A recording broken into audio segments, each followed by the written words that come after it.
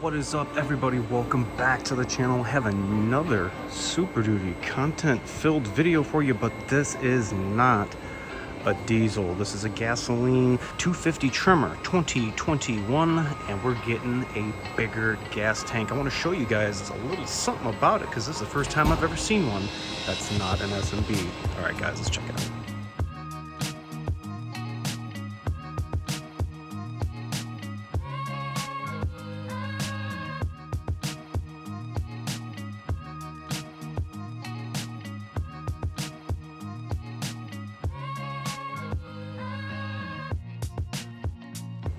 All right, guys, thanks so much for coming back and checking us out. Make sure to hit that like and subscribe. We are over here working on a 21 trimmer, got about 16,000 miles on it, and we are putting in a new fuel tank. Now, if you have a gas truck, this little 34-gallon tank, she's tiny. And unfortunately, there aren't a lot of companies that make gasoline extended range fuel tanks because of the EVAP problem. EVAP is something we have to worry about on gasoline vehicles because all of the vapor inside the tank, once we get air in there, and when we are filling, all of that vapor cannot go into the atmosphere. We put something in, something has to come out, and those vapors have to be contained within the evaporative emission system.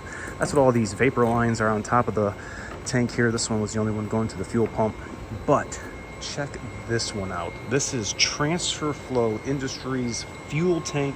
This is the 58-gallon. Check it out.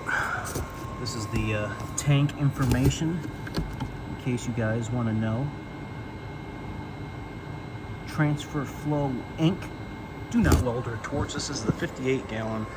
I have a 60-gallon S&B myself, and this sucker is heavy. I mean heavy. Took two people to lift this thing out and is quite a beast. All right, let's go underneath the truck and check this out. Part of the kit is a second EVAP box, which I've already installed. And they give you a bracket, which I thought was very clever on how they wanted you to mock up the holes to drill. They give you some J-clips. They want you to drill into this piece of metal like the bed rail, and very OE looking. Got their little insignia on it. Room if you have your fifth wheel gooseneck prep package, so they were definitely being accommodating, and is got enough room between that and the diff.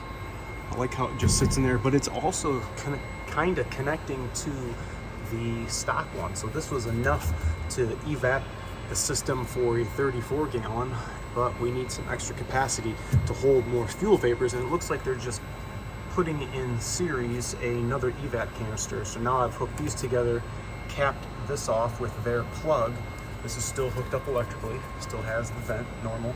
I did have to put this one on, like I just said, had to trim this, and now the tank lines are going to go right to the new canister. This piece here is going to go to the fuel vapor block off valve. This is a connector is going to be sitting right here. I had to transfer that over from the old tank to the new tank, but I really like their instructions. Check it out. Detailed. I like the pictures. I think they did a nice job. This is its overall look. Oh, and I forgot about these lines. They wanted you to take the bundle of lines off. There was one more tether here, and take the whole bundle from right next to the T-case, drive shaft, prop shaft, and remove them.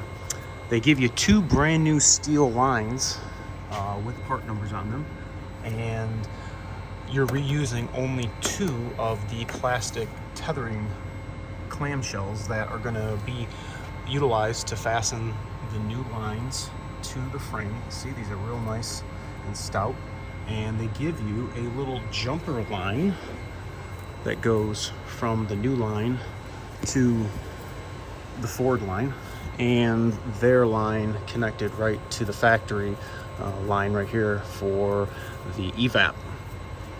So you can tell how much void of space this tank is gonna take up is going to be going right here. I took the drive shaft out just to have a little better maneuverability in here because I was drilling holes and whatnot. But let's go back over to the tank. All right, here it is once more. Here's the fuel vapor block-off valve that I was telling you about. It's gonna basically clip in right there. They give you all of the needed hardware to tether all the new lines. That's going to the canister. That's going to the canister. We have all steel lines on top of here. This all came connected. So this rollover vent valve, I did have to transfer this over. I did have to modify this line right here. They wanted you to take the male end off and put this female end on with the provided quick disconnect and clamp. So far, I think the OE fit and finish so far has been really nice.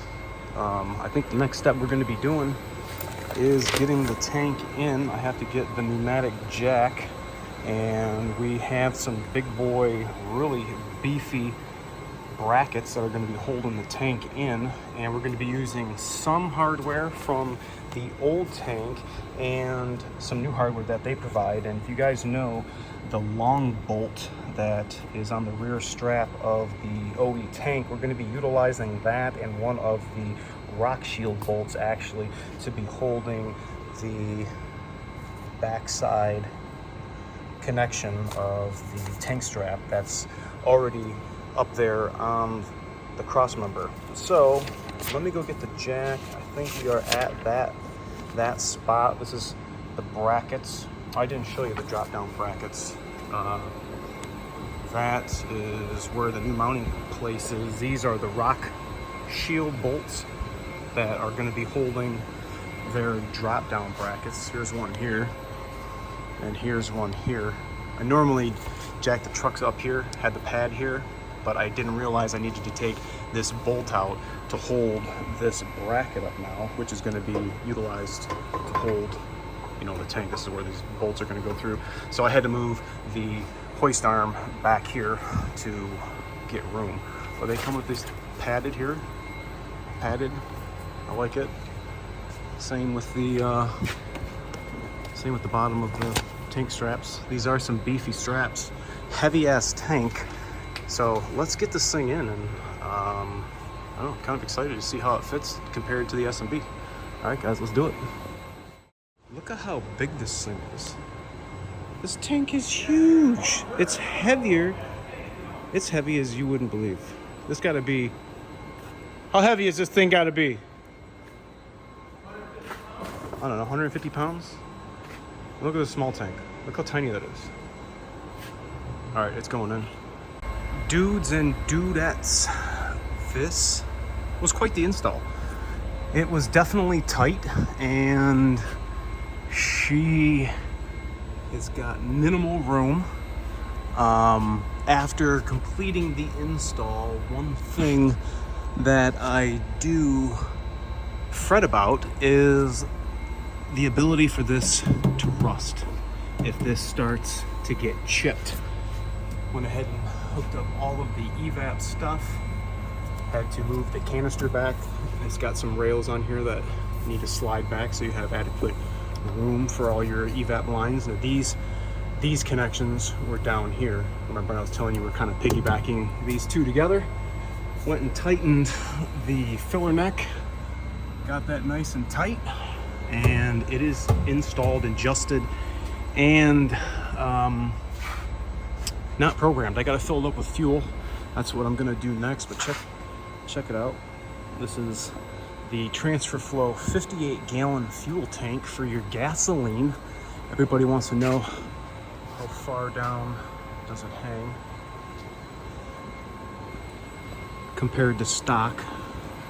This is what you see on the side of it. This is the gasoline. Okay. Now here is the S&B. You can see how far down this hangs. See the S&B. But nonetheless, this is my first gasoline extended range fuel tank. Let me know if you guys are running this in the comments. because I'd be curious. I have installed 3 kinds of tanks, Titans, S&Bs, and my first transfer flow. Thanks so much for watching. Remember to like, comment, sub, share. I wish I could have showed you the whole repair, but I'm super busy and I just wanted to talk about it and bring to light of this steel 58-gallon fuel tank. All right, guys. See ya.